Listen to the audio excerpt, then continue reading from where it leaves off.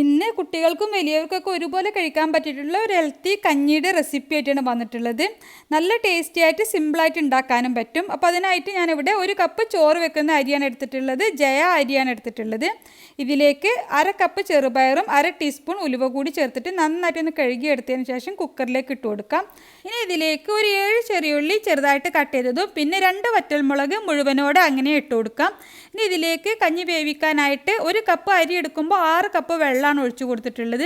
ഇനി കുക്കർ അടച്ചിട്ട് ഹൈ ഫ്ലെയിമിൽ 1 വിസിലും ലോ ഫ്ലെയിമിൽ 4 വിസിലും അടിച്ചിട്ട് വേവിച്ചതിന് ശേഷം ഫ്ലെയിം ഓഫ് ചെയ്യാം. പിന്നെ പ്രഷറൊക്കെ പോയിട്ട് കുക്കർ തുറന്ന് നോക്കിയിട്ടുണ്ട്. അപ്പോൾ വെള്ളം കുറവായിരിക്കും ഉണ്ടാവുക. അപ്പോൾ നമുക്ക് ആവശ്യത്തിനനുസരിച്ച് തിളച്ച വെള്ളം വേണം ഒഴിച്ചു കൊടുക്കാൻ. ഇനി ആവശ്യത്തിനുള്ള ഉപ്പും 1/4 കപ്പ് ചിരവിയ തേങ്ങ കൂടി ചേർത്തിട്ടൊന്ന് മിക്സ് ആക്കി കഴിഞ്ഞാൽ ഹെൽത്തി ആയിട്ടുള്ള ചെറുപയർ കഞ്ഞി റെഡിയായി.